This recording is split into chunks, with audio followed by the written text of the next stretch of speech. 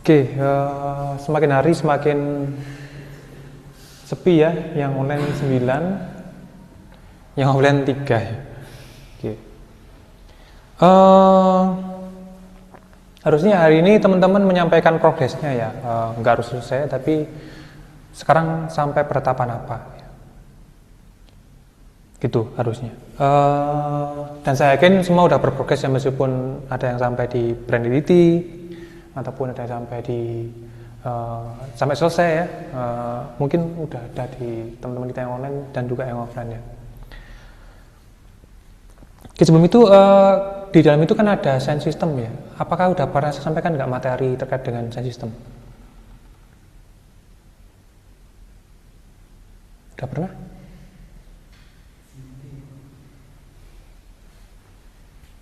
Yang online udah Secara pernah? mendalam, Pak. Oke, belum secara mendalam ya. Kalau kategorinya apa aja udah tahu nggak?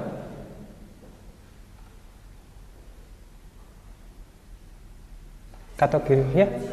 Gimana? Sampai ulang. Oke. Kategori dalam sound system dan pyramid of sound age udah pernah? Nggak masuk. Cik, saya cek dulu ya, catatan saya dulu. Cik. Kan di dalam situ kan ada merancang sistem, takutnya belum ada materinya.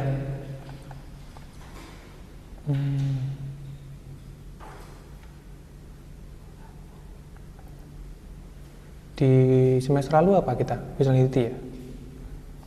Tak cekkan dulu.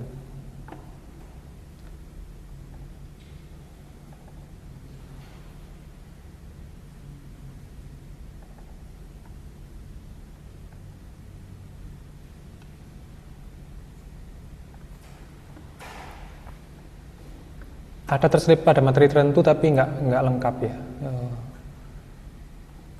Oke, mungkin saya ulang dulu ya, karena mau nggak mau teman-teman akan merancang sound system. Jadi mungkin akan saya bahas secara singkat aja di sini teman-teman terkait dengan kategori of sound age ya.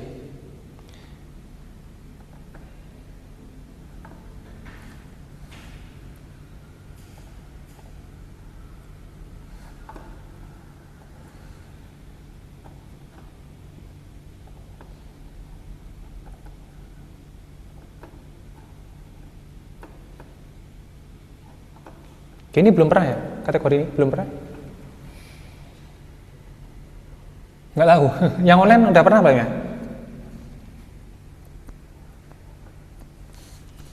Belum pernah tahu ya? Di kelas lain mungkin? Nggak ada.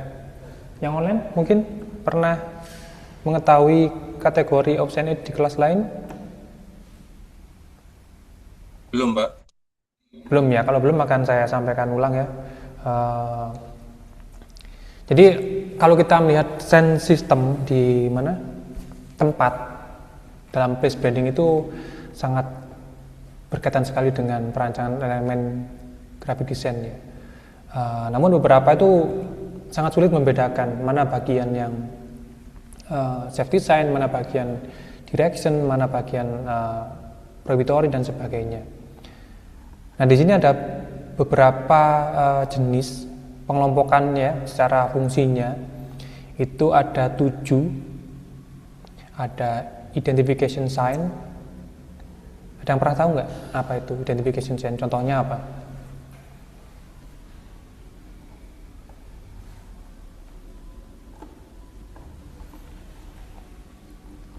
Yang offline? Karmandi, ya. Itu identification. Oke. Lainnya apa? Contohnya.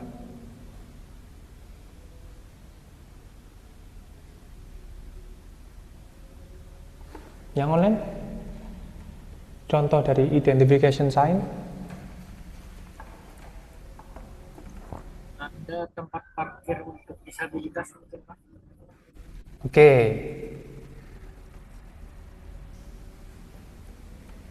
Oke, yang kedua ada direction. Kalau direction kan udah sering kita lihat setiap hari ya di jalan raya ya. Jadi nomor 2 ini mengarahkan kita menuju tempat yang kita tuju ya.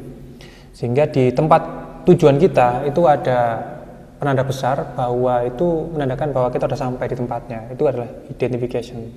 Kalau direction mengarahkan kita, identification penanda sebagai udah sampai atau ini loh tempatnya gitu ya. Yang ketiga ada warning and safety sign.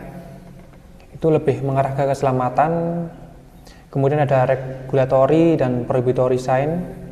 Itu lebih ke peraturan ya, sebuah tempat di place branding. Kemudian ada operational sign. Itu tanda operasional, biasanya di sebuah tempat wisata itu ada cara menggunakan permainan tersebut atau alat main tersebut ya.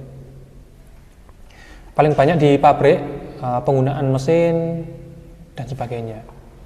Yang keenam ada honorific sign, itu tanda kehormatan ya, seperti patung, kemudian momen nasional ya, kemudian landmark juga bisa di sini, dan ada interpretive sign. Ini semacam keterangan khusus, misalkan di tempat wisata itu ada papan yang menjelaskan terkait dengan hewan tertentu atau tumbuhan tertentu secara detail ya.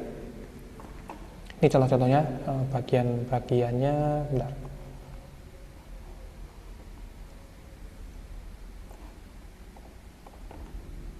Nah ini ya, identification seperti ini. Rata-rata di depan tempatnya penanda sebuah entah itu brand atau tempat tertentu, bisa dalam bentuk totem atau plakat besar atau neon box ya, macam-macam. Kalau totem itu seperti pom bensin yang tinggi ya, ada cahayanya, bisa ada elektrikalnya di dalamnya juga bisa ya. Nah ini bentuk totem yang mini, kalau besar itu seperti pom bensin ya, atau dealer juga menggunakan model totem gini. Ini bahannya kebanyakan dari aluminium komposit panel ya, ACP. Mereknya banyak, ada merek Seven, merek, pernah tahu Seven? Biasanya orang bangun gedung pakai panel-panel itu ada Seven, stikernya Seven itu ya, ACP.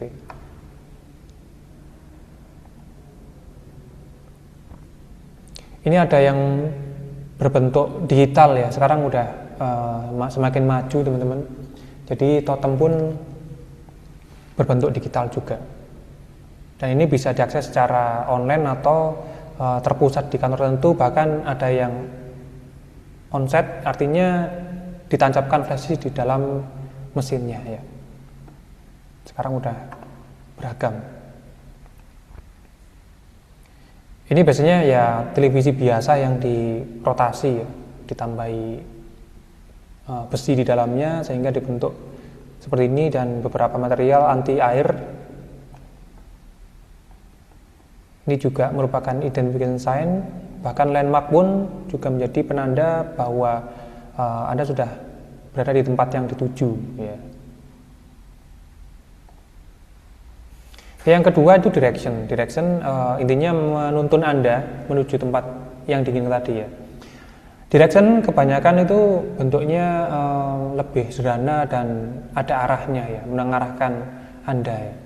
Jadi akan sangat banyak menggunakan simbol panah, ke kiri, ke kanan, ke atas, atau turun dan sebagainya ya. Karena di sini lebih menunjukkan arah ketika Anda sedang mencari tempat yang dituju, misalkan toilet atau gerai tertentu, food court dan sebagainya ya.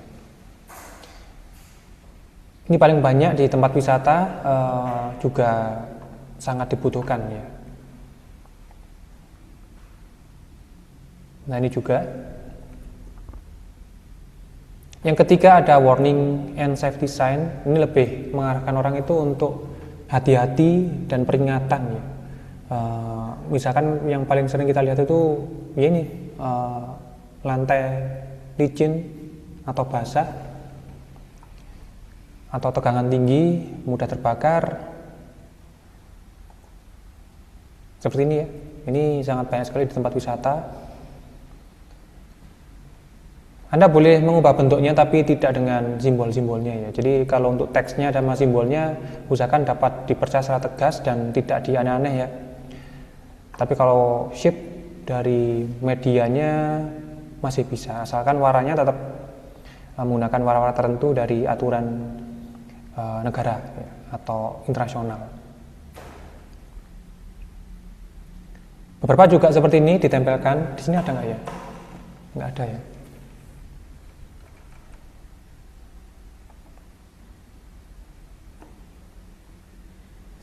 Yang keempat ada regulatory dan prohibitory sign. Ini lebih ke aturan tertentu yang secara spesifik di tempat ya. Terkadang orang itu harus mengikuti aturan sesuai dengan wilayahnya ya. Di mana Anda menginjakkan kaki, di situ biasanya ada aturan yang harus dipenuhi ya. Makanya setiap gedung, setiap tempat wisata itu punya aturan yang khusus dan beda dengan tempat lainnya. Maka disinilah saatnya Anda merancang tersebut.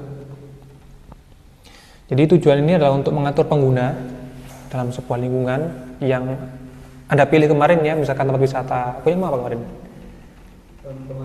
Pemandian. Tidak boleh menggunakan kaos yang mudah luntur, nah misalkan gitu. Atau apalagi di pemandian nggak boleh menggunakan sandal yang sudah mulai tipis ya, karena sangat licin dan bisa menyebabkan kepleset, nah gitu kan. Jarang membawa hewan, misalkan anjing, kucing, ya, karena hewan akan mengotori perairan di situ misalkan ya, jadi gitu. Atau dilarang merokok, itu juga bagian dari sini sebenarnya. Di beberapa tempat warna dari backgroundnya, top base-nya itu disesuaikan dengan brandnya biasanya. Jadi nggak harus terpaku pada warna kuning, merah, atau putih, enggak. Jadi bisa disesuaikan asalkan informasinya atau pesan-pesan yang terkandung itu bisa dipahami dengan baik dan visual larangannya itu tampak banget gitu ya. Enggak, jangan minta atau mengajak bercanda. Nah ini boleh dalam bentuk icon dan simbol. Tapi kalau seperti ini udah beda ya kelasnya ya.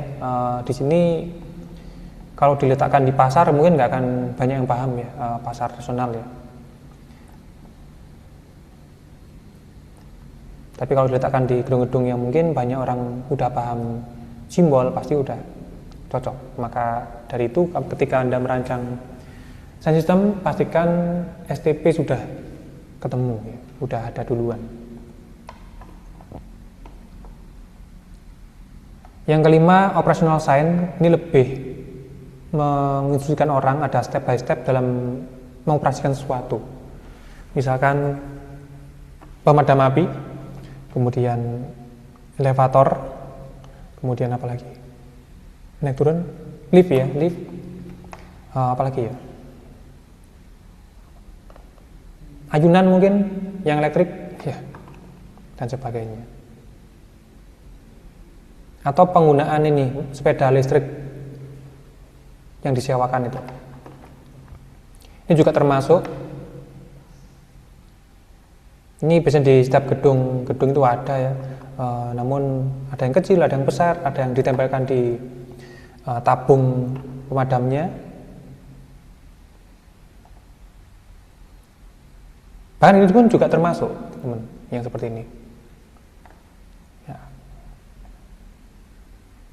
Yang keenam itu honorific sign, tanda kehormatan. Jadi kalau teman-teman pernah lihat patung di jalan tertentu, itu dulunya awal sebagai patung kehormatan untuk mengenang mereka, ya, pahlawan atau orang-orang yang berjasa di situ,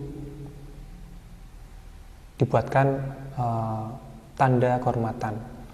Di beberapa gedung atau kampus itu nggak harus patung, namun boleh saja namanya ya, dipasang di lobi, di dindingnya, ataupun digunakan sebagai nama jalan ya. Itu bagian dari honorific sign. Oke. Nah, ini untuk pahlawan ya, atau orang yang berjasa. Bahkan ketika di depan gedung ada patung setengah badan itu berarti orang tersebut berjasa di situ. Entah pemiliknya, pendirinya, atau orang yang mendahului. Nah, jika penghargaan ini ditujukan untuk orang banyak atau para tentara yang gugur, bisa diwakilkan dengan beberapa saja, namun ditambahi dengan beberapa teks atau pesan yang bisa menjadi jembatan antara patung tersebut ke sejarahnya.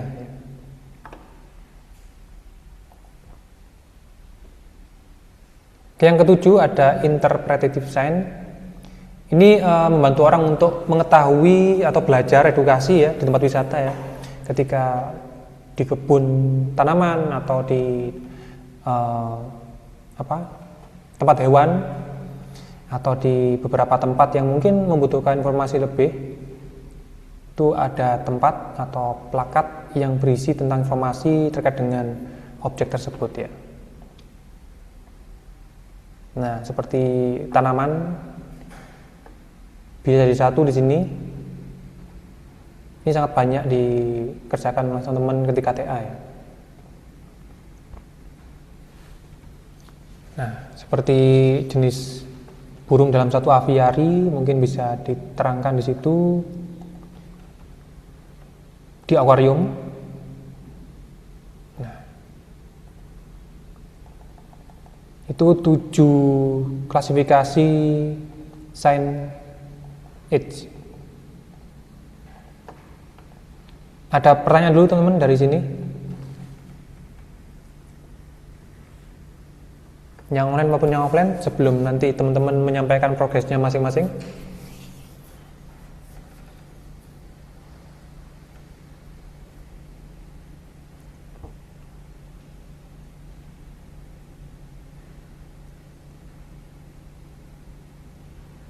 Halo? Yang online? Oke, semakin hari kok semakin ini ya, kayak putus asa itu. Kenapa? Tugasnya banyak? Oh, banyak banget. Yang online sama, banyak atau sedikit tugasnya?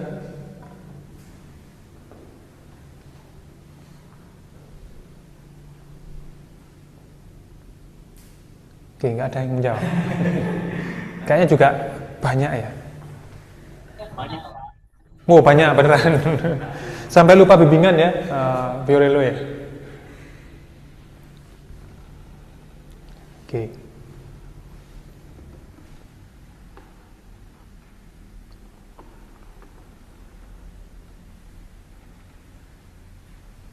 Ini aman ya, bisa teman-teman klasifikasikan nanti ya ketika merancang sistem ya, meskipun dibantu oleh AI nanti dalam proses visualnya, seenggaknya teman-teman tahu bedanya ini dan ini apa, sistem yang ini apa, karena nanti bisa diangkat untuk TA juga teman-teman ketika Anda merancang media informasi untuk objek atau brand yang Anda pilih ya. Oke, yakin nggak ada pertanyaan terkait dengan ini yang online? Ya.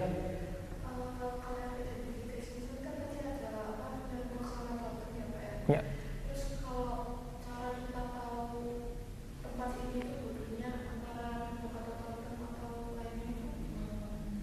Oke. Kapan sebuah tempat membutuhkan identification sign? Jadi ketika sudah banyak orang mencari dan banyak orang yang tanya di sekelilingnya, di mana ya Pak toilet, di mana ya toko ini, di mana toko ini. Semakin banyak orang tanya, berarti tempat tersebut membutuhkan direction dulu. Jika emang tempat dari tempat umum ke tempat khususnya itu jauh ya, butuh direction dulu. Nah, di depan tokonya, karena mungkin banyak ruko ya, dibutuhkan neon box. Kecuali jika cuma itu aja, nggak ada yang lainnya, langsung cuma butuh direction aja mungkin. Nah, kalau Anda tahu, ruko kan sama semua tuh, sama semua ya.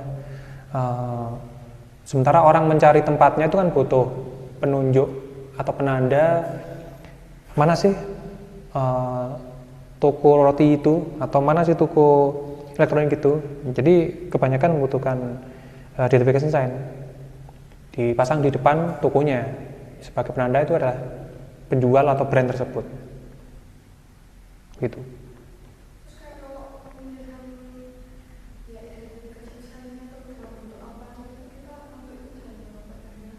Itu fleksibel aja ya, untuk menentukan material dan bentuknya fleksibel, tergantung dari lokasi, kemudian kebutuhan mereka, termasuk dana yang dimiliki. Jadi kalau neon box kan ya kategori medium, sedang harganya ya. Semakin besar semakin mahal. Ada yang lebih murah lagi menggunakan papan biasa yang dicat. Jadi lebih murah. Tapi kan sudah cukup klasik ya, kuno ya.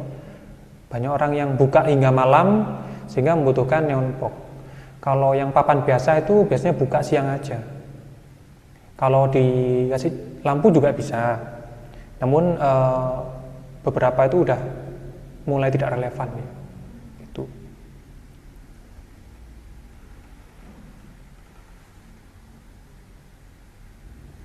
Ada lagi? Izin bertanya, Pak. Ya, silakan, Yolanda. Ini kalau dalam tugas nanti yang 7 kategori ini harus dimasukkan semua, Pak? Atau Oh, boleh tidak. di salah satu? Enggak harus semua. Boleh salah 2, salah 3, ya salah 1 boleh. Ini kan cuma saya menyampaikan bahwa nanti ketika merancang sistem jangan sampai saling tumpang tindih ya. Jadi satu gitu jangan. Setidaknya Anda paham di sana membutuhkan apa. Misalkan tempat wisata yang cukup ekstrim dan berbahaya, otomatis kan membutuhkan yang poin A dan 3. Warning and safety sign itu pasti dibutuhkan ya. Karena tempatnya berbahaya. Atau jika tempatnya luas dan banyak cabang jalannya, kan membutuhkan direction. Seperti itu. Jadi nggak harus ada, ya nggak harus ada semuanya. Satu pun perwakilan nggak apa-apa. Jika semuanya lebih bagus, lebih bagus. Jika semuanya lebih bagus. Tapi yang nomor 6 jarang sekali. Nomor 7 kalau tempat wisatanya adalah tempat wisata misalkan bunga-bungaan itu ya, pasti kan membutuhkan keterangan ini bunga apa, ini pohon apa dan sebagainya yang dipasang di setiap pohonnya atau di satu tempat yang isinya banyak ya. Gitu, ada lagi teman-teman?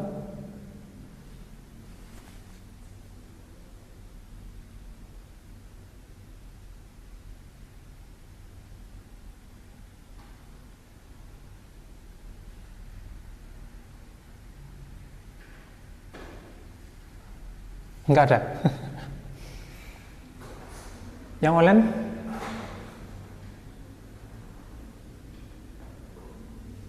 Mas Amri mungkin kayaknya mau bertanya. Mas Firul dulu nih, silakan. Kalau kita kan sebagai desainer ya Pak ya, kalau dalam desain system itu kan kebanyakan sign itu sudah ada kayak template-nya ya. Misalnya kalau toilet paling ada simbolnya perempuan yang pakai rok, yang laki-laki ya yang laki-laki lah yang tanpa rok. Berarti saya agak bingung membayangkan kira-kira desain seperti apakah ada desain sign yang tidak cocok untuk tempat tertentu gitu. Misalnya kalau toilet desain seperti apa kan sudah ada template-nya gitu. Desain seperti apa? Apakah kita bisa salah pilih warna kah untuk tempat tertentu meskipun bentuk sign-nya sudah tepat? Oke. Ya, Pak, gimana kalau kita butuh sound system sementara udah ada di Shopee, tinggal beli dan tinggal pasang gitu. Maksudnya gitu, hampir sama ya. Jadi sebuah sistem ada dibagi menjadi dua, teman-teman.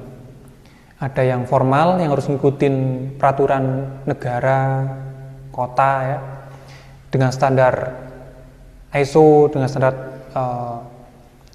Eropa ya. Jadi itu nggak bisa dirancang seenak kita. Yang kedua, ada desain sistem yang bisa kita rancang sesuai dengan peraturan atau gaya desain dari perusahaannya ya. Itu ada. Nah, beberapa desain sistem seperti toilet, kemudian parkir, apalagi dilarang masuk, itu kan udah tersedia di mana itu istilahnya, di internet ya, atau di toko-toko ya. Itu boleh digunakan, nggak apa-apa. Namun ketika Anda punya sebuah tempat yang di branding khusus, maka sebuah desain sistem harus ngikutin ya.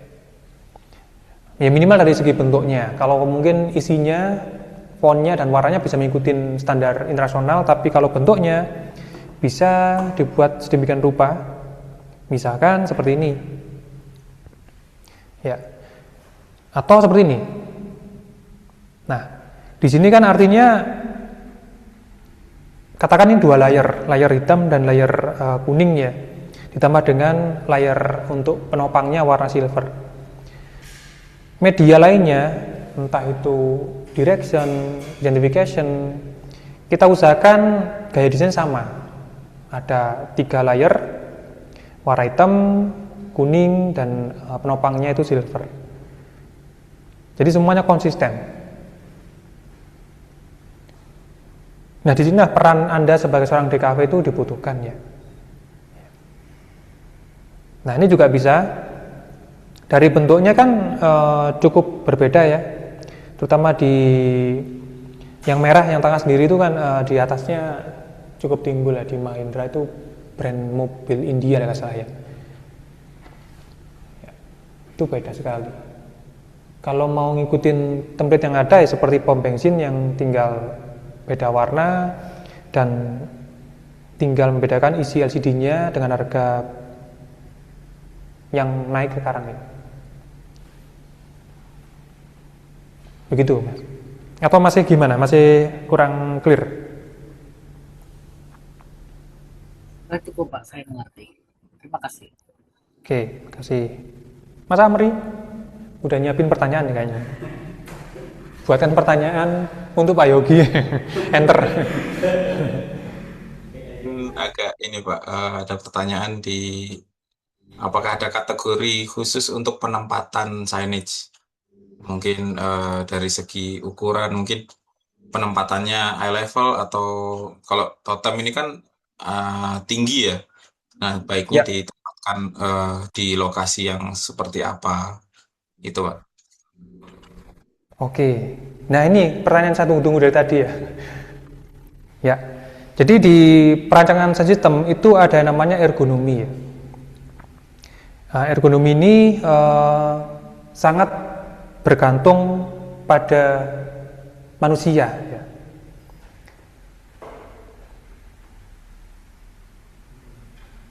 Ya, nih. Jadi ergonomi ini awalnya itu sebuah ilmu yang mempelajari kebutuhan manusia dengan lingkungan atau benda-benda agar lebih pas digunakan, lebih nyaman digunakan, pertimbangan keselamatan dan kemudahan ya. Nah, di sini juga ada ukur-ukurannya, nggak perlu saya jelaskan semua ya. Langsung ke yang desain sistem aja. Kok nggak ada ya?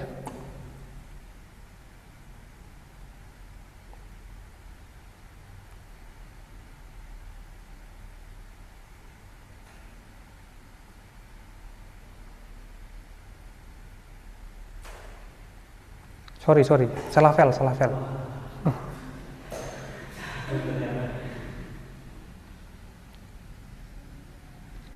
Oh ini,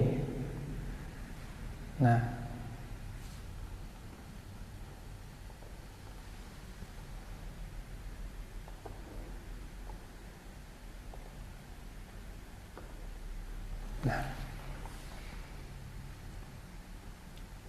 udah kelihatan di sana ya.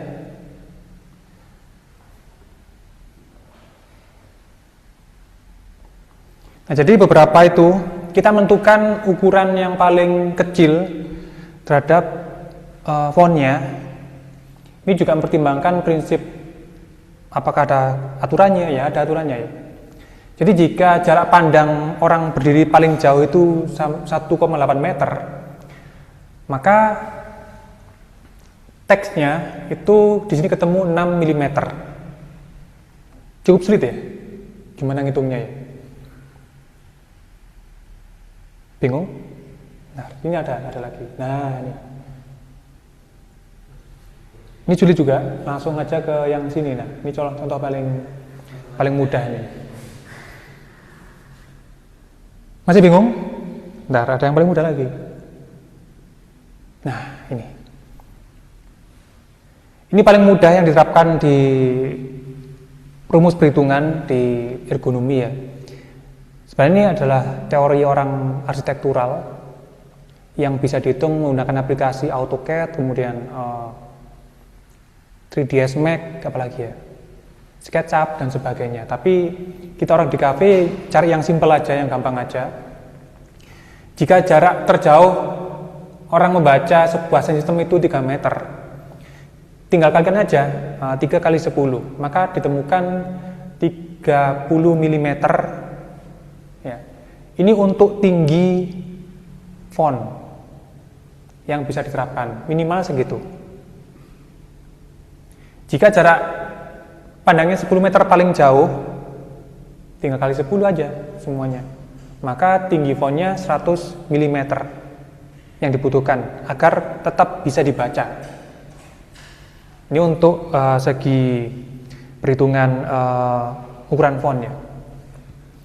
Sementara ketika sebuah tempat semakin besar dan digunakan orang untuk berkendara, maka juga akan berubah perhitungannya ya. Kok nggak ada? Nah, ini udah ada isinya.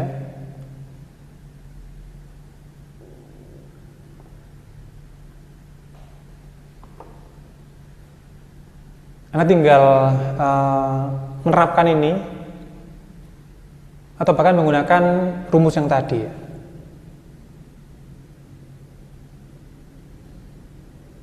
Sebenarnya kita nggak butuh perhitungan gini ya, terlalu gini amat ya.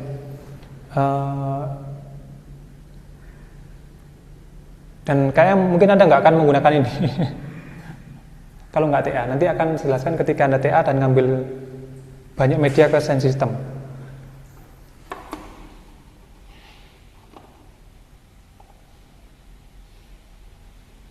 Ntar ada lagi 26B ya.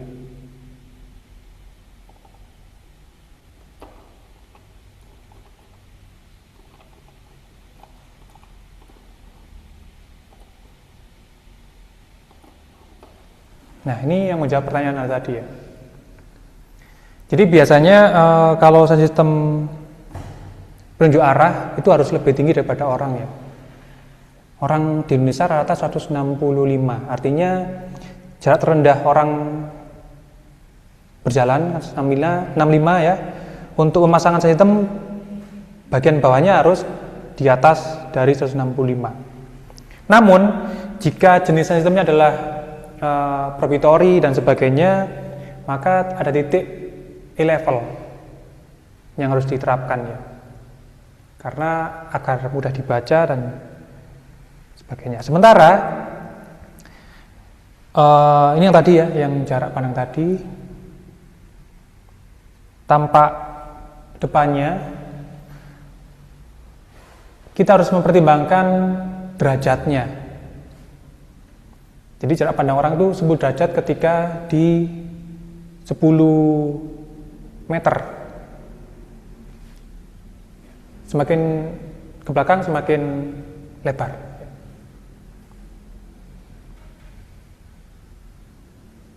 Kayaknya nggak cukup kalau saya sampaikan di hari ini teman-teman. Itu nggak apa, singkat-singkat aja ya. Nah di sini juga jadi masalah teman-teman ketika sebuah sound system itu dipasang di pinggir jalan dan harus dilihat oleh orang yang berkendara ya. Karena jarak pandang orang itu 60 derajat, jarak pandang ke depan, maka kebutuhan ukuran sound system harus diukur juga. Jarak pandangnya ditambah dengan kecepatannya sehingga ketemunya berapa. Ya.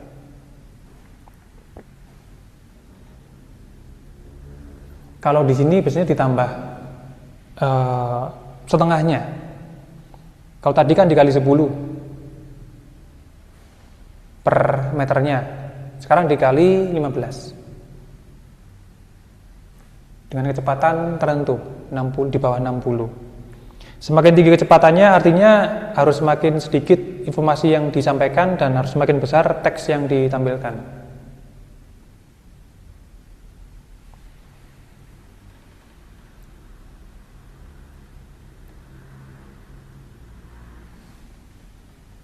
Makanya nanti ada rumusnya yang bisa Anda gunakan sendiri di pedoman sound system di bukunya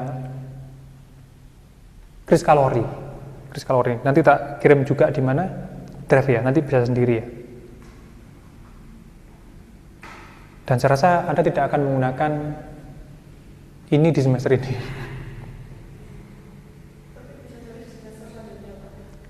Semester selanjutnya apa? Please branding. Sudah ya, nggak ada. Apa?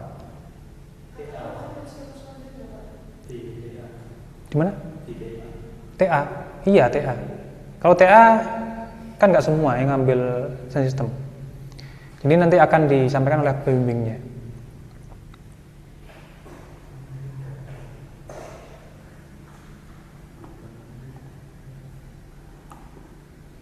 Ini materinya banyak terkait dengan hal itu.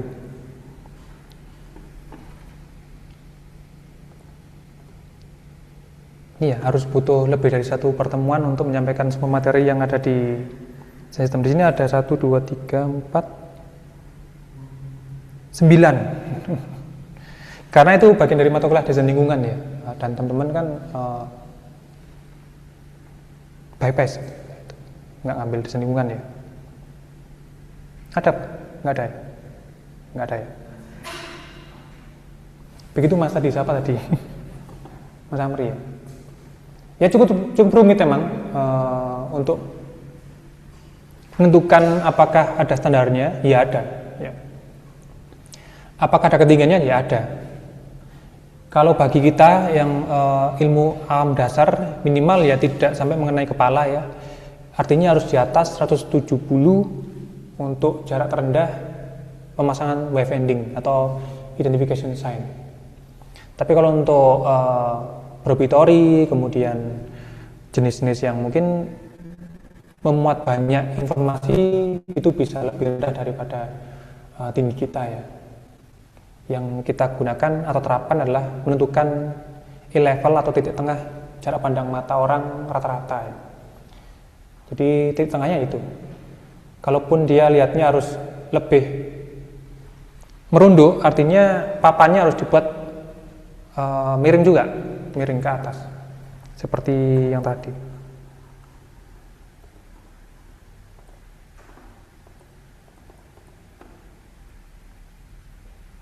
Nah, ini kan boleh rendah ya. Ini harus sejajar dengan mata. Ini juga. Ini boleh rendah. Nah, karena ini banyak informasi yang terkandung, artinya boleh rendah, dan ini boleh harap ke atas, agak miring ya. Karena banyak informasi dan harus enak membacanya, orang nggak lelah dan tidak menghalangi jarak pandang ke depannya ya. Jadi bisa lebih cocok. Begitu. Ada lagi teman-teman yang online?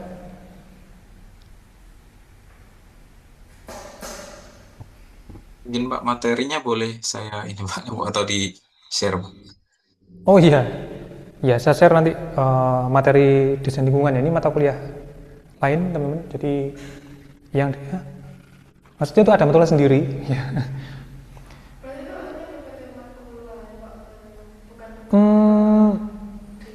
Seperti yang saya sampaikan kemarin teman-teman ya. Place branding kan banyak teori yang digunakan. Teori visuality, teori desain lingkungan ini termasuk untuk merancang sistemnya, teori environmental experience, ya, kan macam-macam. Tapi ini saya sampaikan di place branding, juga saya sampaikan di desain lingkungan, karena nggak semua orang ngambil desain lingkungan di prodi DKV. Maka di kelas reguler place branding juga saya sampaikan ini, karena mereka banyak yang merancang sistem juga di dalamnya. Namun saya pilih mana yang lebih dibutuhkan, nggak semuanya. Kalau Anda membutuhkan beberapa saja, tak kirim beberapa saja. Kalau butuh semuanya, ya semuanya tak kirim juga. Milik kelas desain lingkungan. Karena Anda tidak mendapatkan kelas itu. Ingin gimana? Kepingin tak pilih atau semuanya? Ya, yang saya share semuanya atau saya pilih? Yang Anda butuhkan aja. Duh.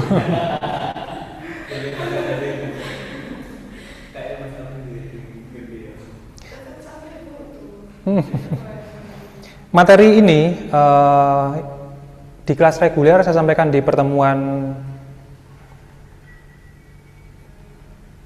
11. Artinya kan di kita pertemuan berapa itu berarti? Ke-6. Ini pas ya. Ya emang pas, emang udah pas.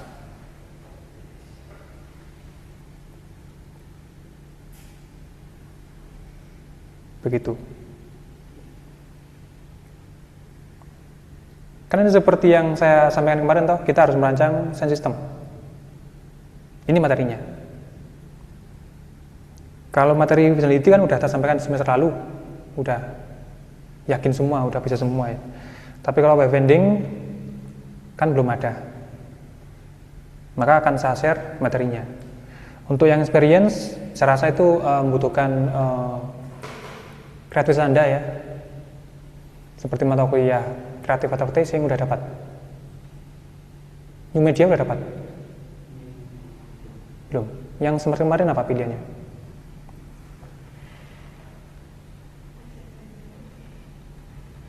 Ya, media branding. Media branding termasuk di experimental desainnya. Udah dapat kan berarti? Yang nggak dapat kan cuma IGD-nya aja. Ini aja.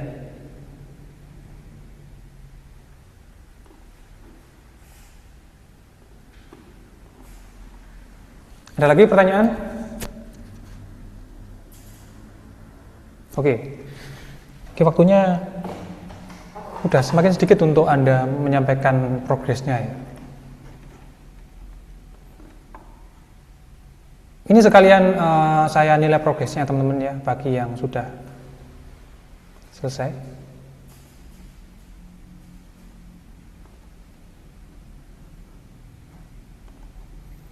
Siapa dulu yang ingin menunjukkan progresnya untuk dikoreksi dan mendapatkan saran dari teman-teman?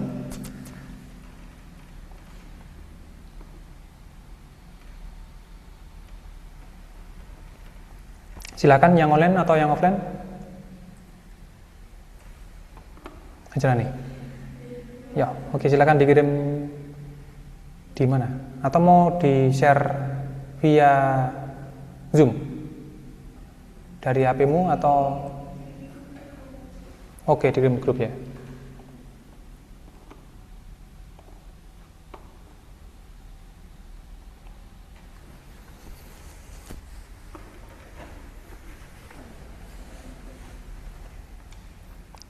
Yang online silakan disiapkan ya progresnya.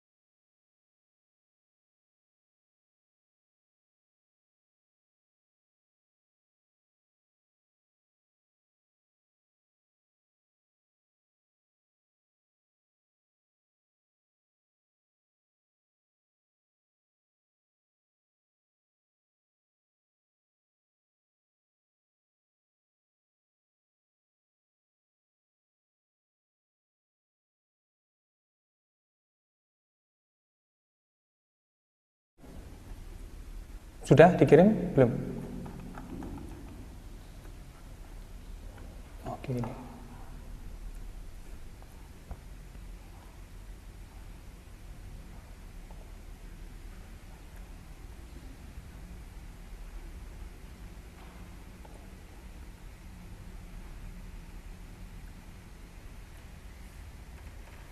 Ini emang BW ya? Bentar, belum tak share ya?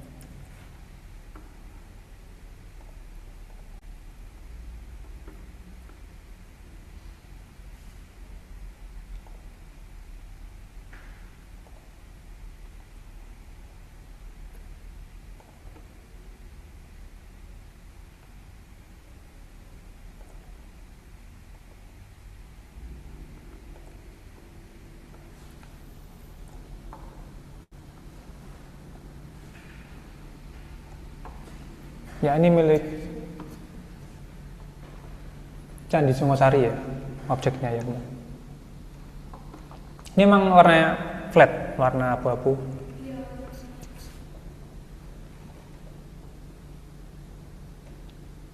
Oke, ini masih kosong ya. Ini nggak apa-apa.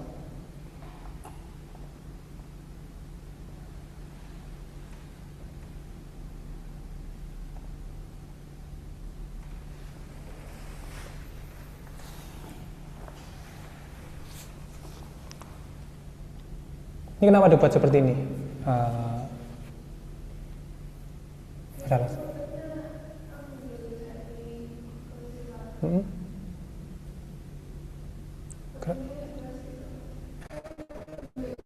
Bentuknya narratifnya art.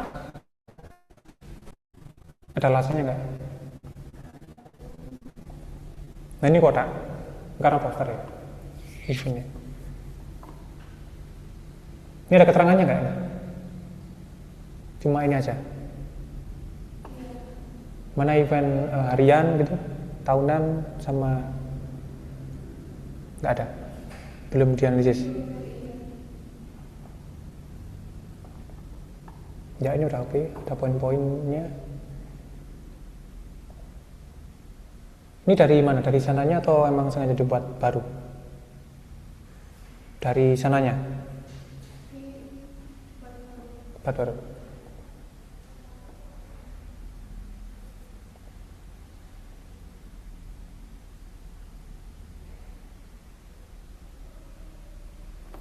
Ini kurang variabelnya ya. Ini cuma ada geografis dan demografis. Geografisnya ada sama, oh ini ada, sorry. Saya kira tadi targeting, sorry. Bentar, saya nggak kelihatan dari situ sebenarnya teman-teman. Kita maju aja ya. Nah, gini kan enak ya. Nah. Oke. Nah, ini harusnya ada semuanya di sini. Ini semua harus disampaikan di targeting sini. Ya, dari umurnya, kemudian psikografisnya, sampai perilaku disampaikan satu paragraf di bagian targeting.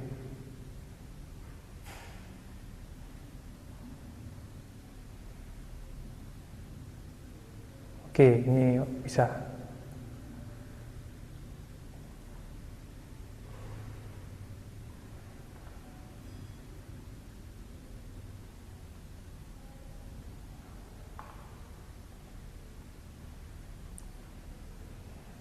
Ini emang gradien ya?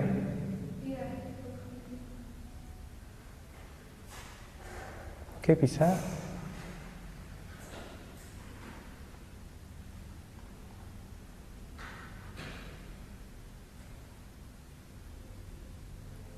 Mana? Di sini ya.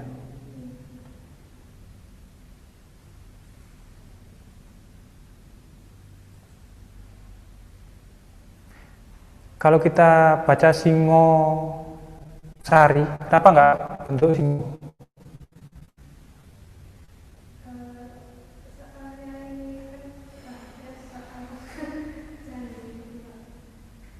Singosari itu Singasari atau Singosari? Singhasari atau Singosari?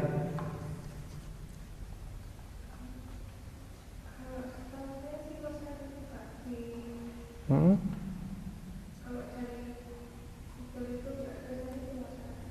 Tapi tempatnya di kerajaan atau sejarahnya dari kerajaan Singhasari gitu ya.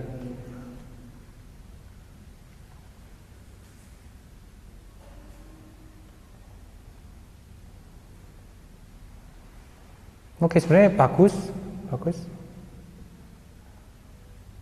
Namun warnanya emang abu-abu ya. Berarti di sini bisa main background aja, backgroundnya dibuat warna-warni. Logonya tetap abu-abu, backgroundnya yang boleh dieksplor ya. Tuh. Oke, selebihnya setelah logonya jadi, nanti implementasi ke media lainnya boleh dibantu oleh mesin ya. Jadi tinggal masukkan prompt aja, selebihnya boleh dibantu oleh mesin. Tapi logonya tetap harus otentik no. Gitu.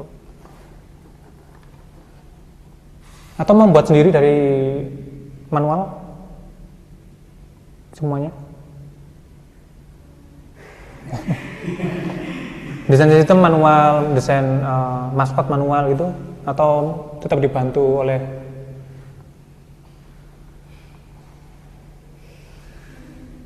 gimana? Mau manual? Fleksibel. Ya. Oke, saya tidak melarang Anda menggunakan minta bantuan dia ya. Nggak apa, silahkan. Ini udah bisa dilanjut ya.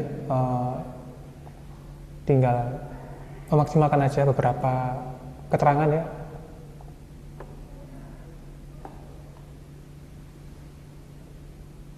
Oke. Ada yang disampaikan Jelani atau tanya?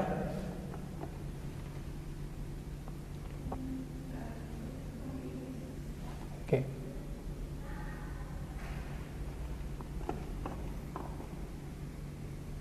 Ya, bagus.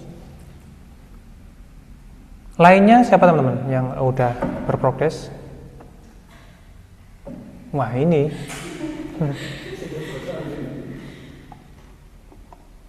Yang online mungkin bisa menyampaikan progresnya. Silakan. Saya boleh Pak. Oke, silakan. Namun ini slide-nya belum dirapikan, tidak apa-apa Pak. Oh, di mana filenya? Mau tampilkan sendiri boleh, bisa share screen ya. Baik, izin saya screen dulu Pak. Ya.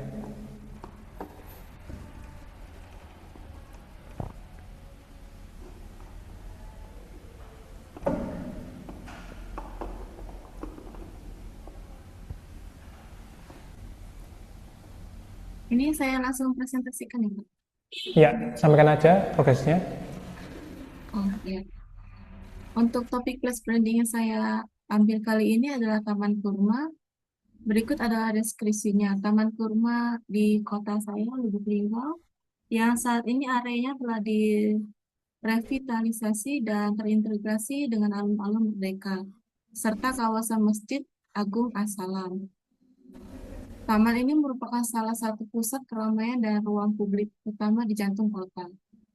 Untuk sejarahnya, berdasarkan catatan sejarah, lapangan Merdeka ini dulunya bernama City Square atau alun-alun kota juga, yang pada saat Lubuk Linggau menjadi ibu kota, pemerintahan Onder Adveling Mosi Oleh dari tahun 1934 sampai 1902 oleh pemerintahan kolonial Hindia Belanda.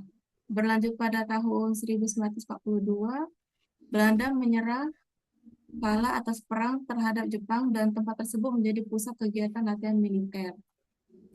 Untuk sejarah yang kedua, penamaan Lapangan Merdeka pertama kali muncul pada saat proklamasi kemerdekaan di wilayah Kabupaten Musi Ulu Rawas yang berkedudukan di Lubuk Linggau. Ketika berita proklamasi kemerdekaan RI diterima di Lubuk Linggau pada tanggal 19 Agustus 1945, maka pada saat itu juga bendera merah putih berkibar pertama kali di lapangan ini, sehingga dinamakan Lapangan Merdeka. Untuk next sejarahnya, pada tahun 1949, Lapangan Merdeka menjadi tempat penerimaan kedaulatan agesi militer Belanda II yang dilaksanakan pada 30 Desember 1949.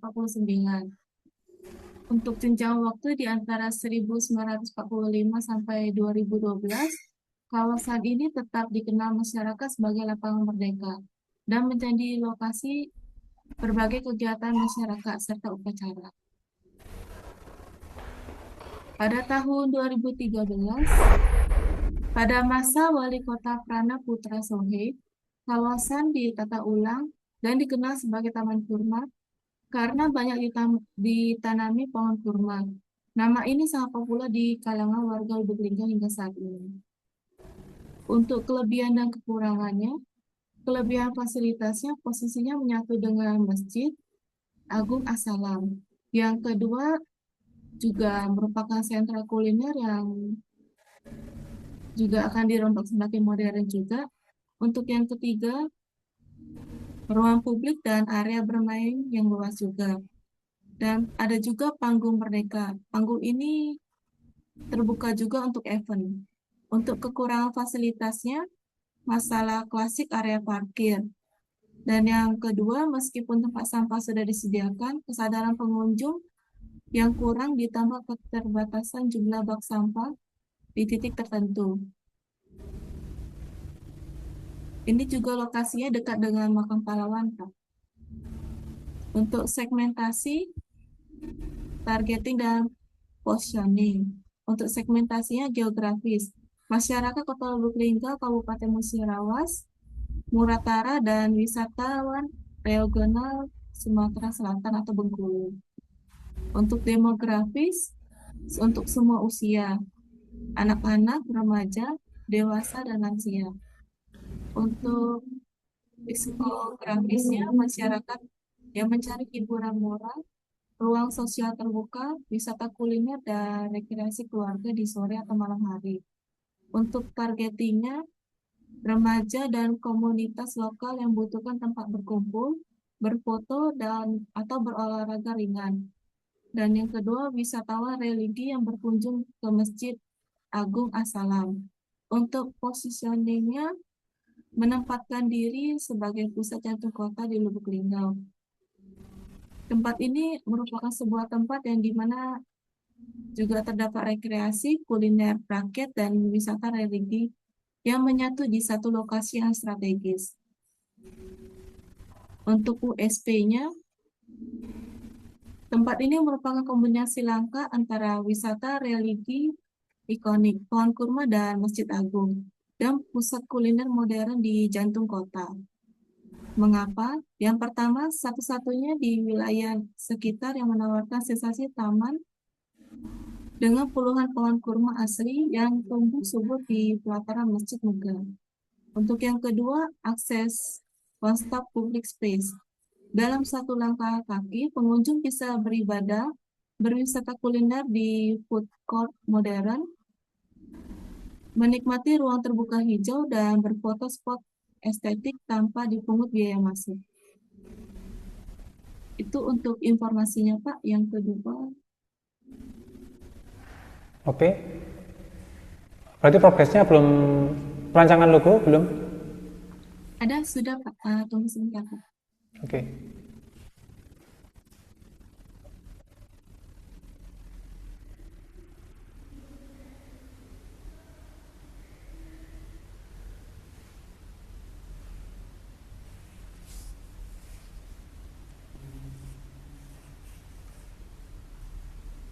Ini logonya, Pak. Oke. Ini belum diisi. Ini konsep logonya, Pak. Ya. Ada keterangannya? Belum ada ya berarti ya? Belum ada, Pak. Ya. Untuk tipografinya yang digunakan sans serif, fontnya merupakan Myriad Pro. Untuk perancangan logo ini menggunakan font yang berjenis sans serif yang terklasifikasi sebagai sans serif humanis. Desainnya terinspirasi dari bentuk kaligrafi klasik sehingga memberikan kesan yang lebih ramah, hangat, dan mudah dibaca dibanding Ini sans serif geometris. Ya. Ini logo variasinya. Dan juga ini ada warnanya, Pak. Dalam logo ini saya menggunakan dua warna, Pak, hijau dan coklat, agak keorangan. Oke. Ini untuk monokromnya.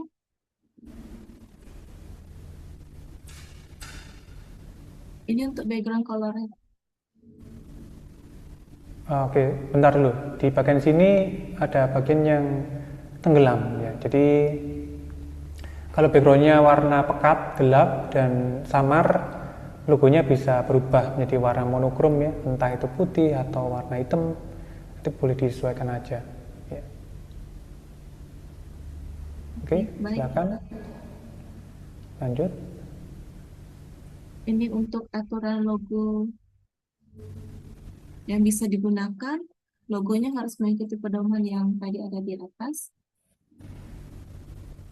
Ini logo yang ini adalah pedoman logo yang mungkin tidak perlu untuk digunakan. Untuk yang pertama itu struktur logonya tidak boleh diubah. Ini yang ya. Yang kedua untuk logonya tidak boleh di outline. Yang ketiga ukuran logonya tidak boleh dibalik. Yang keempat untuk yang keempatnya logonya tidak boleh dibeli gradient. Dan juga ukuran logonya tidak boleh di resize. Warna logonya tidak boleh dihilangkan dan tidak boleh diberi outline juga. Yang keempat, opacity-nya jangan dikurangi. Yang selanjutnya ini adalah logonya tidak boleh dijadikan 3D. Dan yang terakhir tidak boleh diberi pattern. Oke. Oh, ini Sorry, yang tadi bentar. yang save. Ya. Untuk yang ini nanti ada keterangannya ya, kecil-kecil gitu ya.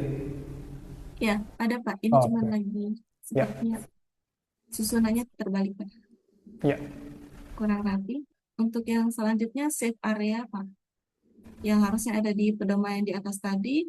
Ini adalah save areanya. Ukurannya area amannya diambil dari logo type huruf K. Area ini dikhususkan untuk melindungi originalitas logo. Semua elemen apapun tidak boleh memasuki area tersebut. Nextnya, untuk keywordnya, saya ambil kurang lebih 10. Yang pertama kurma, taman, palem, oasis, hijau, harmoni, tropis, teduh, wisata, dan alam. Ini yang terakhir adalah maskotnya. Oke. Untuk maskotnya sendiri, saya rancang berdasarkan taman kurma itu, Pak. Karena di maskot ini saya mengambil warna yang cerah juga agar bisa menarik perhatian pengunjung. Dan juga ekspresinya juga saya buat ceria agar juga menampakkan kalau ya sama-sama untuk menarik pengunjung juga, Pak. Ini dibuat pakai AI. Itu saja, Pak. Oke. Ya, progresnya udah cukup baik ya. Semuanya udah lengkap di awal-awal tadi. Namun yang jadi catatan adalah di bagian STP juga ya. STP kalau target kan harus spesifik ya. Satu target dan skalanya kecil. Sementara segmen boleh dibagi menjadi beberapa kelompok ya. Kalau di materi kita itu ada PPT terkait dengan STP itu boleh dibuka, nanti ada contoh tabelnya dan ada contoh penulisan targetnya, nanti bisa diperbaiki bagian STP-nya. Kalau untuk urutan GSM-nya sudah oke ya. Biasanya kalau keyword di awal ya, sebelum logo itu dibentuk ya. Jadi bisa diarahkan ke atas saja nanti lembar untuk keywordnya. Gitu. Kalau untuk maskotnya nanti bisa diberi keterangan ini apa, bentuk dari apa, bahannya apa aja, dan sebagainya. Oke, selebihnya bisa dilanjutkan ke tahap berikutnya yang bagian apa itu kemarin?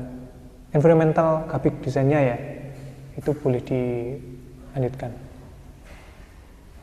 Oke, bagus. Baik, Pak. Ya. Terima kasih.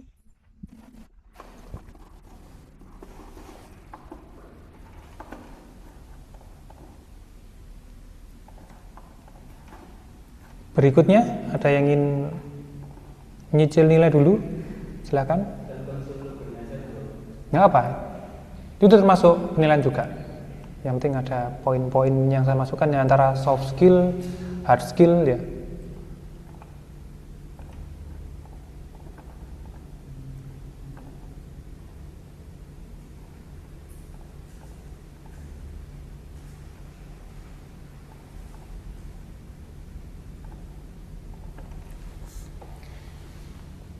Yang online ada lagi atau mau lanjut masuk dulu? Mau via Zoom? Udah kirim di grup.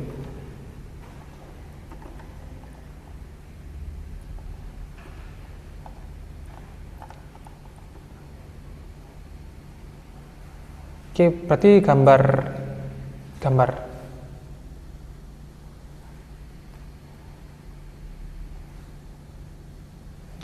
dulu aja ya.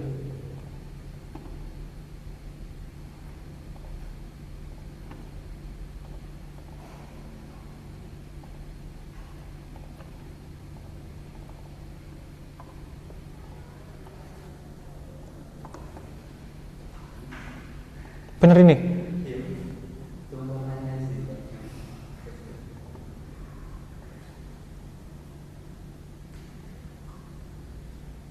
Oke.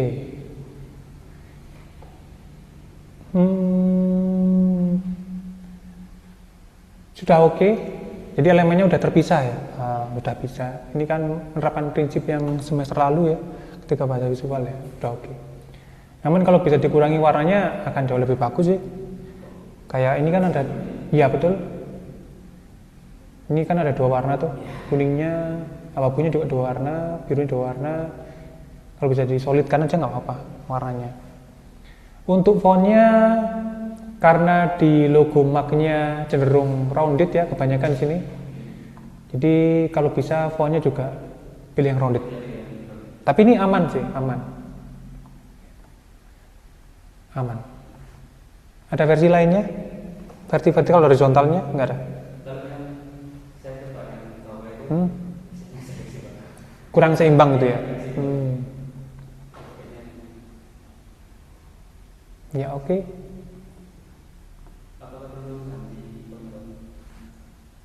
Coba buat beberapa varian aja.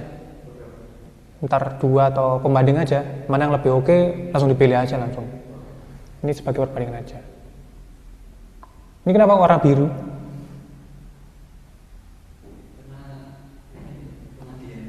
Karena pemandian jadi di warna biru. Kayak lebih pekat bagus deh. Biru gelap gitu ya. Ini tetap gini nggak apa-apa. Warnanya ambil dari yang biru ini, punya yang ini, hijaunya yang ini, kuningnya yang ini deh. Ini ya? Oh, sama nih ya berarti. Ya kurang gelap dikit. Gelap. Oh gitu. Ya mungkin ini monitornya ya atau gimana? Ya ini boleh dilanjutkan ya, nanti tinggal masukkan di prom aja buatkan GSM keluar semua kayaknya. Ya ada lagi?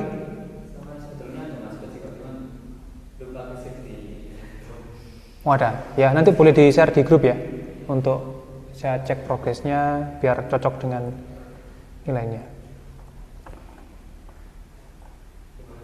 Oke, terima kasih. Oke, yang online ada lagi? Siapa?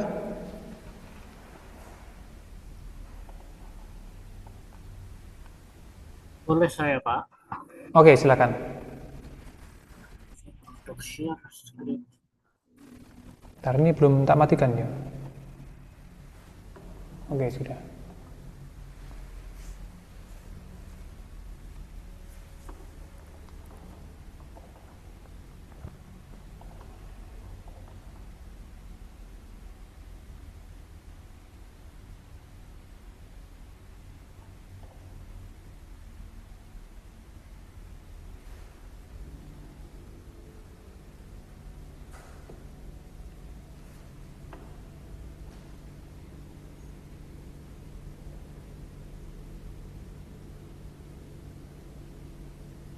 Sudah terlihat?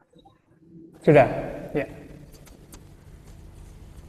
Baik, langsung saja. Nama saya Fiorello. Saya di sini untuk mempresentasikan hasil riset dan desain saya. Riset ini tentang Kampung Batik Kauman di Solo. Salah satu kampung tertua di kota Solo, dirinya Masjid Agung. Jadi sudah tua ini setiap tahun. Sudah simak. Kampung Batik Kauman Hulu ini adalah sentra batik tradisional yang berkembang sejak era Keraton Surakarta. Dia dekat dengan pusat kota dan destinasi wisata utama. Potensi utamanya yaitu warisan budaya batik yang kuat, pengrajin dan UMKM batik yang aktif, arsitektur kampung bernilai historis, dan atraksi wisata edukasi membatik. Analisis place brandingnya secara identitas kampung batik autentik khas Solo, image-nya destinasi budaya dan belanja batik, pengalamannya wisata edukatif dan interaktif. Secara segmentasi dari geografis, yaitu tentu saja wisatawan lokal kota Solo, wisatawan domestik dari luar Jawa Tengah, dan wisatawan mancanegara yang tertarik pada budaya Indonesia. Dan demografis mungkin ini masih terlalu luas mungkin ya kalau saya tuliskan 18 sampai 60. Pelajar dan mahasiswa, wisatawan keluarga, penyintas seni dan budaya, pelaku industri kreatif. Psikografisnya adalah menyukai wisata budaya dan sejarah, menghargai produk autentik dan handmade terhadap fashion dan batik, mencari pengalaman wisata edukatif. Segmentasi dari perilaku pengunjung yang ingin membeli batik asli, wisatawan yang mencari pengalaman membatik, wisatawan heritage dan sejarah, dan pemburu destinasi unik dan Instagramable. Targeting saja wisatawan domestik, wisatawan mancanegara, pelajar dan akademisi, dan komunitas kreatif. Secara positioning, Kampung Batik Kauman itu destinasi wisata budaya berbasis warisan Keraton Surakarta yang menawarkan pengalaman autentik untuk mempelajari batik klasik khas Solo di lingkungan bersejarah yang masih hidup dan aktif pada saat ini juga. Inti dari unique selling point-nya Kampung Batik Kauman adalah authentic living heritage. Ada penekanan di sini dalam living karena apa masih bisa dinikmati, masih bisa dilihat dan dirasakan sampai sekarang ini. Usulan branding dari saya adalah tagline yang sederhana dan mudah diingat.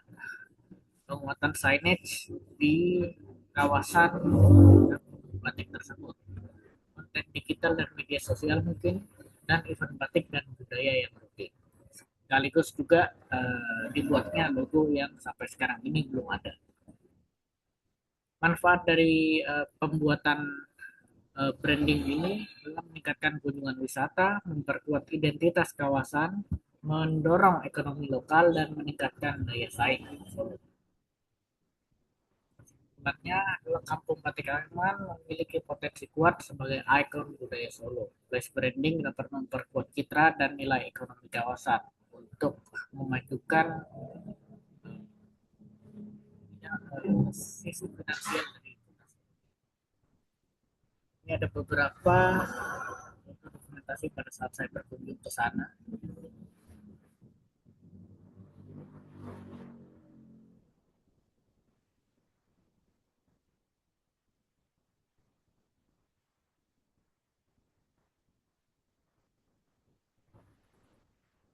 Oke, mulai dari kata kunci 10 kata kunci. Yang pertama yaitu ada heritage, warisan. Yang kedua ada batik, keraton, tradisi, ada autentik, ada kreativitas, ada living heritage, ada filosofi, ada Jawa, dan ada eksplorasi. Nah, ini logo yang saya desain. Sketsanya seperti ini. Pada akhirnya saya memilih logo yang tengah, sketsa yang tengah, untuk saya garap menjadi final seperti ini. Secara tipografi, saya menggunakan dua font, yaitu Kinzel Bold dan Montserrat Light. Kinzel Bold saya gunakan untuk tulisan batik, dan Montserrat Light saya gunakan untuk patung.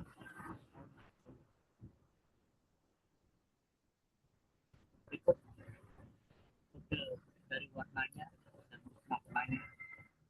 Makna dari penggunaan logo olive ini adalah untuk melambangkan warisan budaya yang hidup dan terus berkembang, memberikan kesan yang alami, tradisional, dan dekat dengan nilai lokal.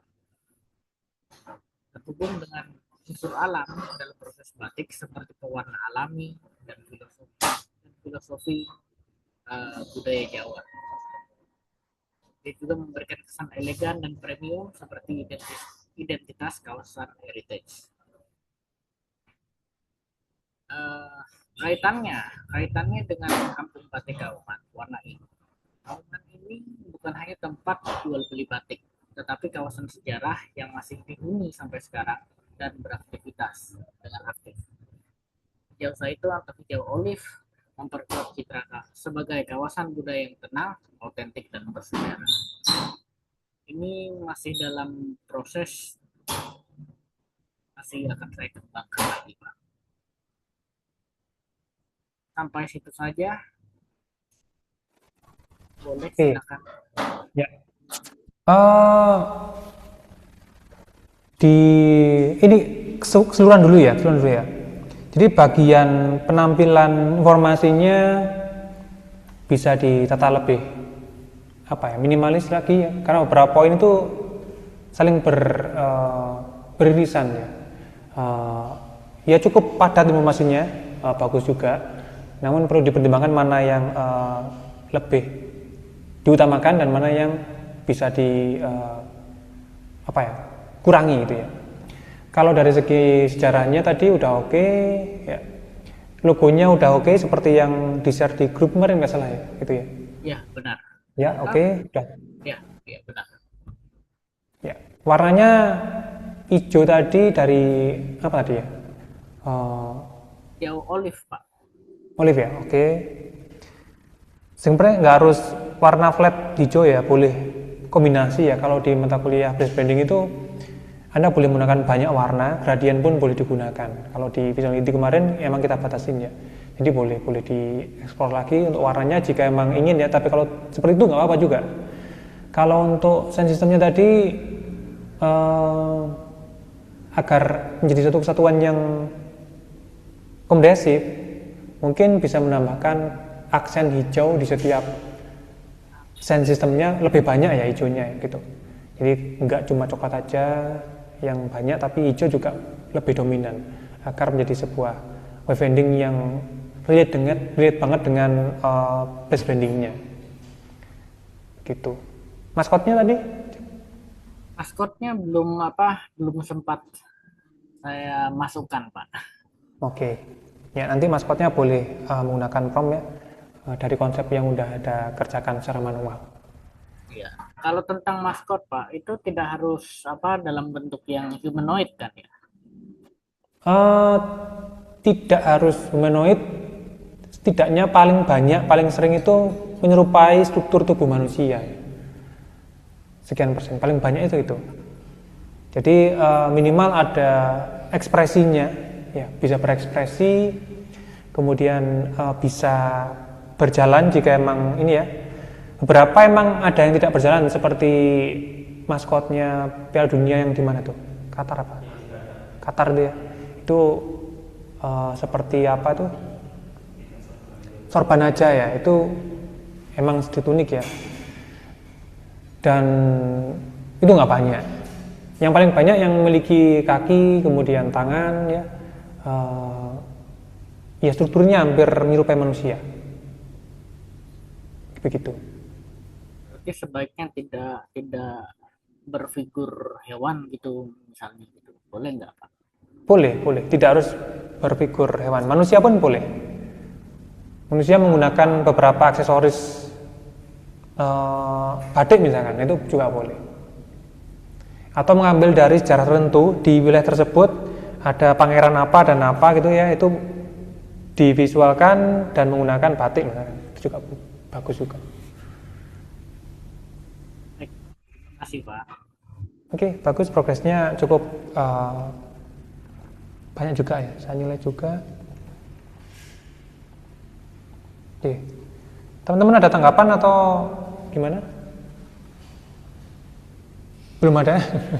Kayaknya sedang sibuk mikirin punya sendiri masing-masing ya. Oke, lainnya teman-teman yang online silakan.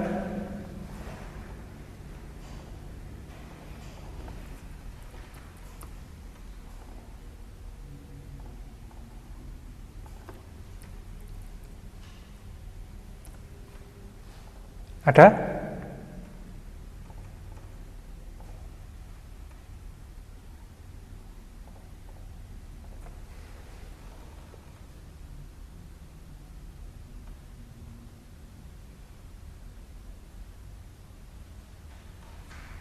Kok pada diam semua? Kayaknya belum siap semua. Entah belum siap mental atau belum siap filenya.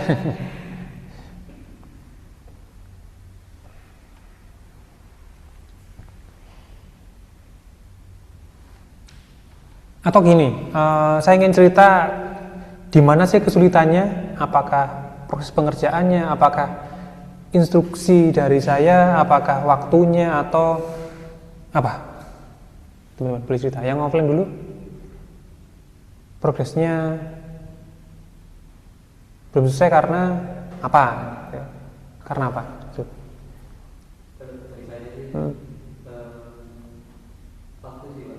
Karena waktu.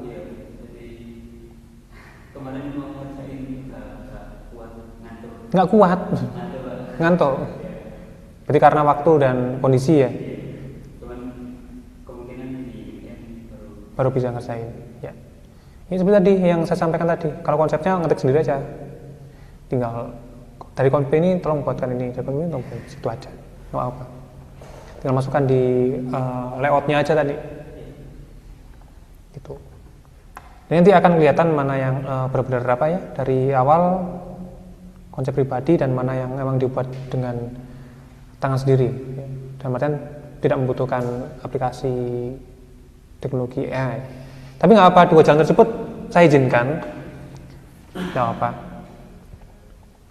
Kalau dari kalian berdua apa kesulitannya?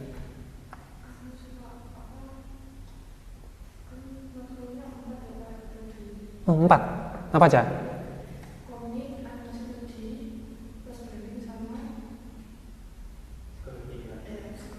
Oke.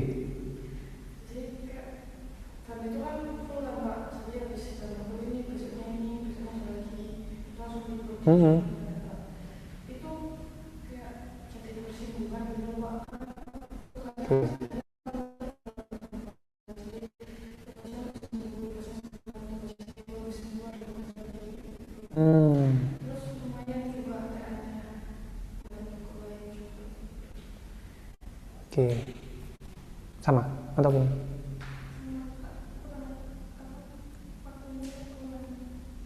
Oke, waktunya kurang ya. Yang online gimana? Karena apa? Atau sama? Kelasnya sama nggak dengan teman-teman yang hampir sama ya? Oke. Bener teman-teman yang online sama mata kuliahnya dengan teman-teman yang offline? Sama Pak. Sama Pak. Iya. Terus gimana nih? Apa yang bisa saya kondisikan atau saya bantu agar tugas ini terasa lebih ringan, terasa lebih tidak membebani? Apa? Boleh berpendapat, silakan. Ya. Oh, maksudnya Oh, berarti mata kuliah konsentrasi ini cukup ringan berarti. Lebih iya.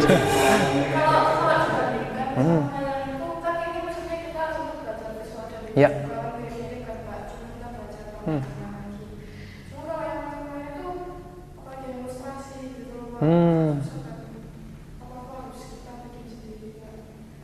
Oke. Ya, oke, saya memahami itu ya. Mungkin di animasi atau mata kuliah lainnya ya, yang mungkin sedikit lebih kompleks.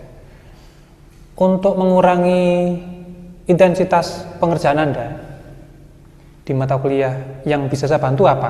Pak, bisa nggak dikerjain cuma ini aja? Pak, bisa nggak dikerjain nggak harus GSM full? Atau Pak, boleh silakan berpendapat yang mungkin bisa memudahkan Anda.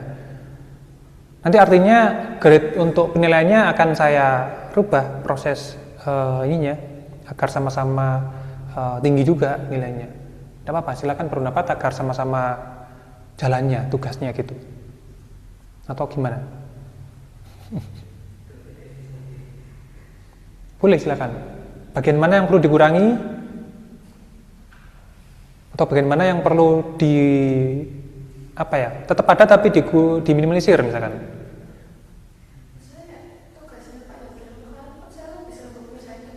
Duh. Ya.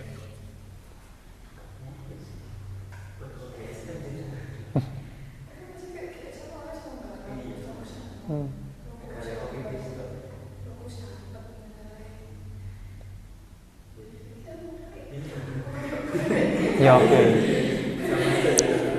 Oke, mungkin yang online juga sama ya, sedang ngerjain tugas juga ya, tugas yang lainnya juga ya. Ya. Ya.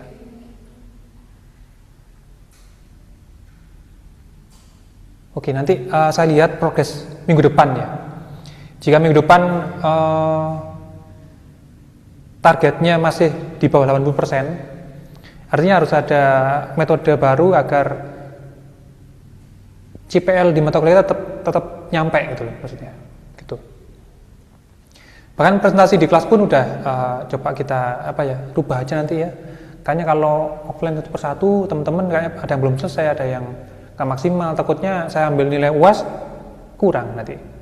Jadi kita sepakati hari ini teman-teman untuk presentasi mata kuliah place branding baik yang kelas offline maupun yang online nanti bisa dilakukan secara online ya, menggunakan video.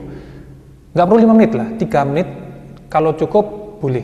Jadi 3-5 menit aja untuk presentasi GSM yang udah jadi, yang dikumpulkan untuk UAS, itu aja. Atau nggak perlu presentasi? Gimana?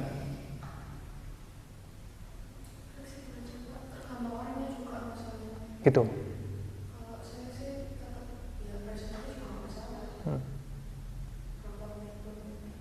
Ya. Berarti nunggu minggu depan ya. Kalau progresnya udah di atas 80% semua, teman-teman membuat video presentasi. Jika di bawah 80%, presentasi kita hilangkan. Gitu gimana? Cukup oke? Adil? Teman-teman yang online maupun yang offline? Jadi saya akan membaca satu persatu GSM Anda secara detail. Kalau presentasi kan saya tinggal putar aja tuh, sambil saya nilai mata kuliah lainnya, tak putar presentasinya, bagian yang kurang oke, tak buka GSM-nya. Kalau udah oke ya udah, saya nilai langsung. Tapi kalau lihat kondisi Anda saat ini ya, mungkin tidak akan ada presentasi, cuma ngumpulin GSM aja, brand guideline-nya brand aja, dan saya harus membaca satu persatu per halaman semua mahasiswa. Gitu aja. Jadi kondisional untuk minggu depan, gitu ya.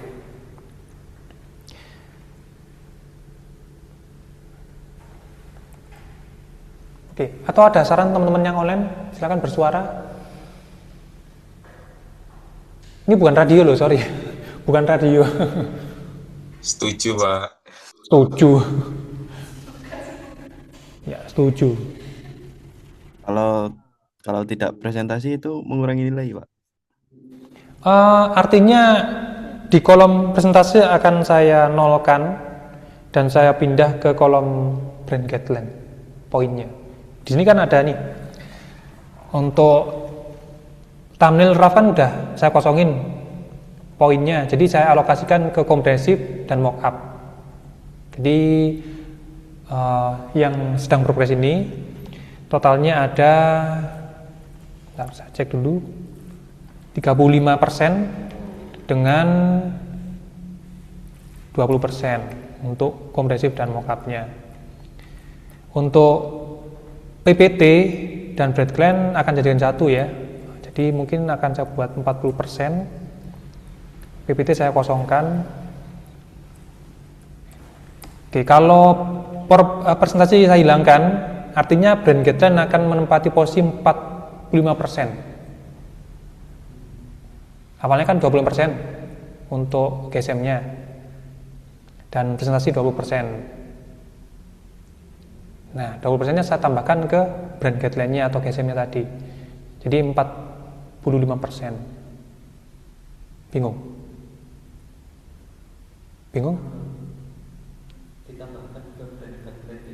Iya, poin untuk presentasi saya ambil presentasinya. Saya tambahkan di brand guideline, jadi nambah. Jadi bobot brand guideline akan semakin tinggi. Begitu. Atau saya tampilkan aja, tak hilangkan namanya gitu ya.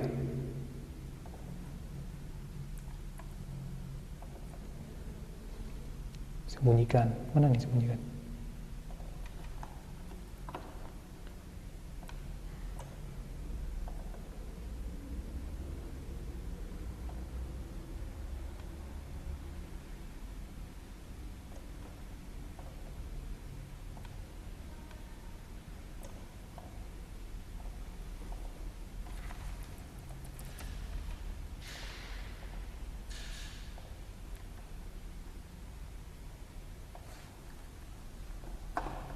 Nah ini kan jadi 35, 20, 45. Ini kan logonya ya, logo dan sebagainya kemarin. Mockup yang harusnya selesai semua untuk seperti maskot, kemudian apa? Dan sistem kan di sini nilainya. Kalau GSM atau brand guideline kemarin kan 25%. Presentasinya kan 20%. Di sini awalnya. Yang mana 20% gini. Yang mana belum ketahuan, coba.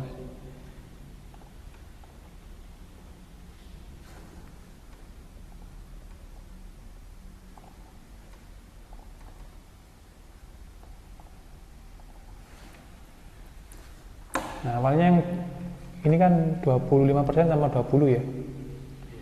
Jadi nilai bobot untuk presentasi akan saya nolkan. Saya pindah ke sini, jadi 45%. Nah. Jadi bobot untuk pengumpulan brand guideline akan ngambil setengahnya sendiri, hampir setengahnya.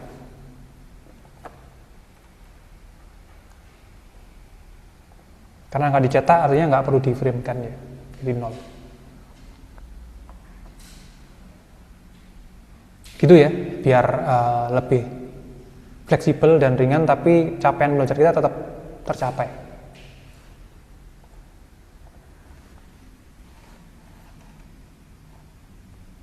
Bingung? Enggak ya? Atau gini simulasinya wis. Kalau ini 20%, ini 25%. Nilai ini katakan 100. Ini 100.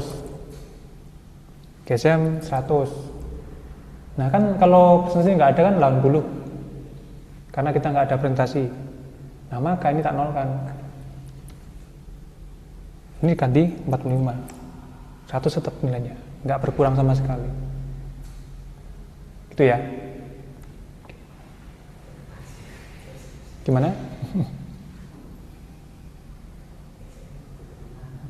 Berbedanya harus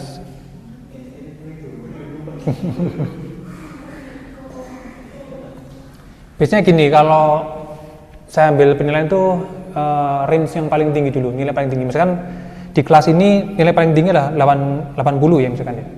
Lainnya di bawahnya 77 atau 70 atau 75 atau berapalah ya. Jadi semua kita tambahkan agar mencapai nilai tertinggi, kita tambahkan masing-masing misalkan tambah 15 misalkan atau 10 lah.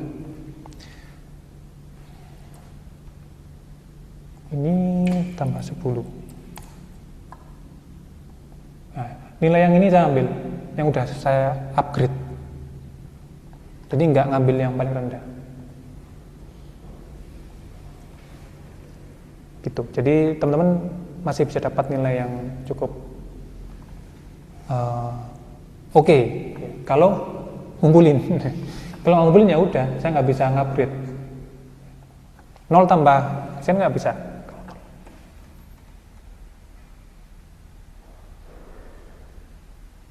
Gitu. Ada pertanyaan teman-teman? Aman? Aman, Pak. Pembagian gimana? Oke ya. It's okay.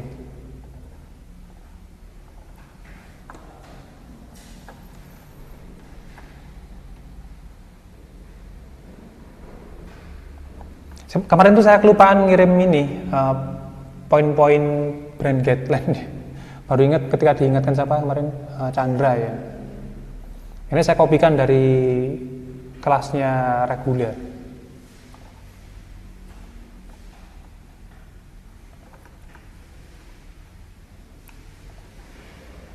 Izin bertanya, Pak. Iya, silakan. Ini ya untuk aplikasi dan medianya, itu kan yang bagian 3.4 yang B, Digital Branding Kit internal. Itu berarti kita harus buat video profile atau video itu atau enggak usah? Yang poin nomor berapa? Sorry. Poin nomor, ntar saya cek dulu. 3.4. Jadi 4. Ntar saya cek. Iya.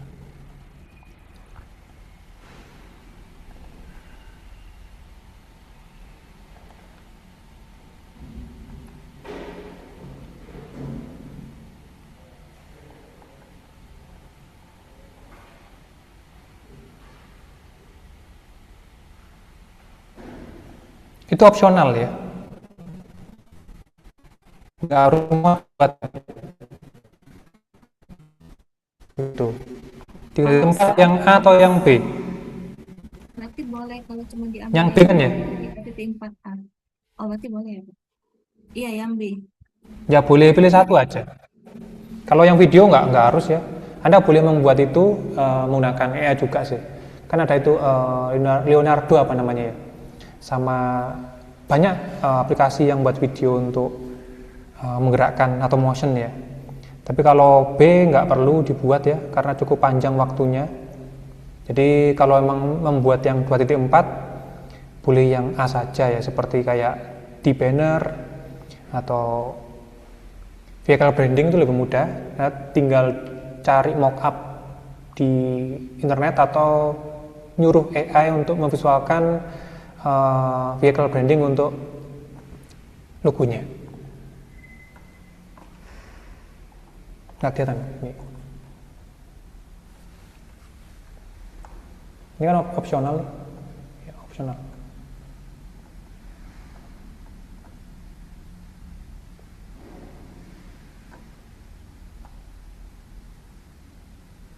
Gimana?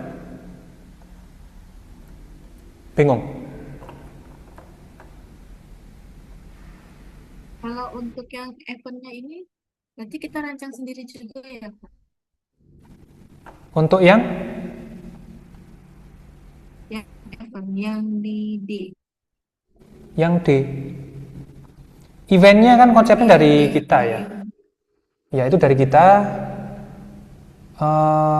Kalau untuk poster-posternya boleh minta bantuan dia juga. Ya. Misalkan kita punya konsep untuk permanen atau daily event ya, apa Pak konsepnya? Ketikkan aja situ. Ya singkat aja lah, nggak perlu panjang-panjang. Diadakan setiap hari jam berapa gitu aja, nggak apa konsepnya. Nanti tinggal copy paste ke AI, tinggal tolong buatkan poster untuk acara ini, udah jadi nanti. Itu yang dimasukkan di sini. Jadi Oke, bukan baik, Kak. Terima kasih, Kak. ini kemarin pilih berapa teman-teman yang eventnya kita? 2 ya, pilih 2 aja. Oke, nggak harus semuanya. Tapi yang paket 1 wajib, daily itu kan wajib. Kayak kemarin yang objekmu sekarang ada acara ya di situ ya. Nah, saya berencana ke sana kayaknya. Pengen lihat-lihat. Nah, oke. Sampai kapan itu?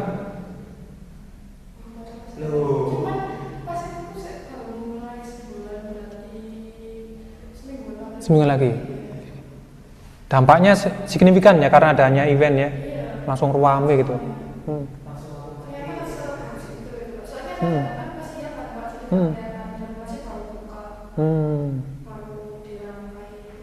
Ya, bagus itu. Masukkan di GSM juga nggak apa. Fotonya tinggal ambil lagi, nggak perlu pakai AI. Di internet juga udah banyak tuh. Saya cek kemarin. Lagi apa? Hype ya, lagi banyak orang FOMO juga.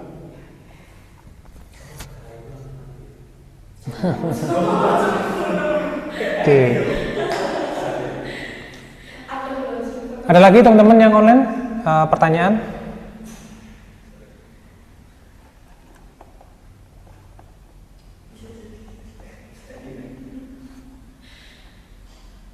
Nggak ada?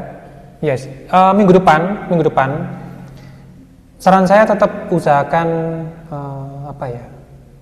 visual sel lah. Nggak perlu detail seperti yang di poin-poin saya, nggak harus semua kan tadi ya. Pokoknya ada perwakilan aja. Yang penting logonya kan udah original ya. Lainnya boleh ngikutin aja. Termasuk masuk itu apalagi kalau Anda membuat gambar dari awal lama. Ya bisa tapi lama ya. Karena kita terbatas waktu dan banyak tugas juga, Anda boleh cari yang instan. Selagi konseptualnya tetap terjaga itu Anda memikir. Gitu ya teman-teman ya. Terus kita bahas apa hari ini?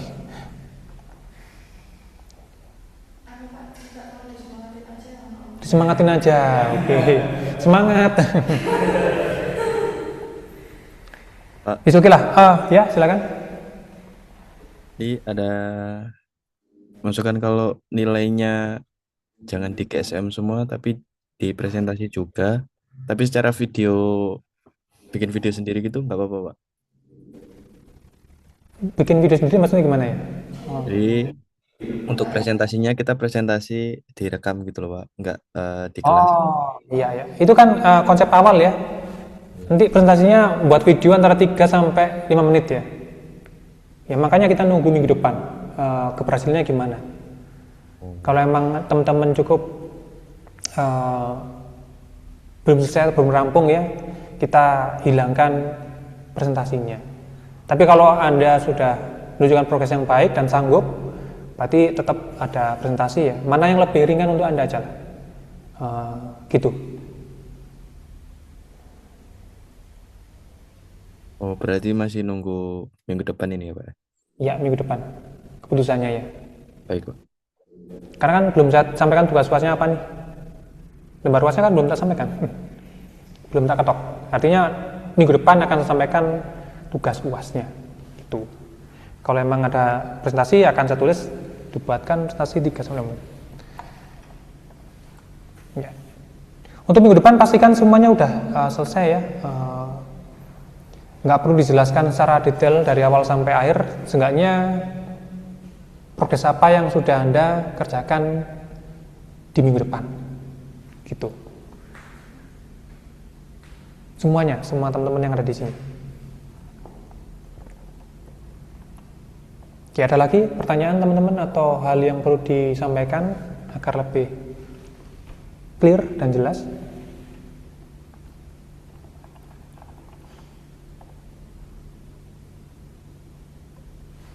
Nggak ada? Krik-krik. Sepertinya udah. Oke lah, bentar absennya.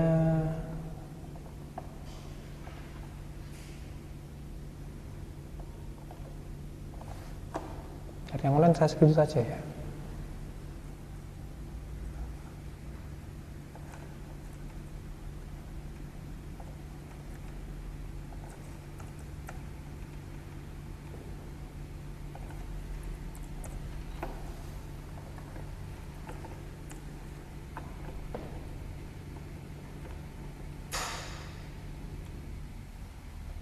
Oke, yang ada cuma 3 yang offline.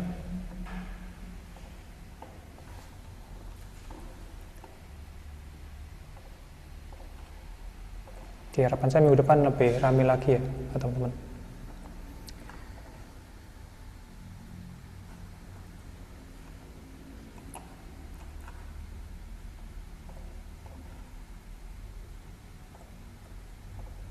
Oke, sip. Oke teman-teman, sekali lagi, adakah yang disampaikan sebelum saya akhiri? Yang offline, yang online, udah oke?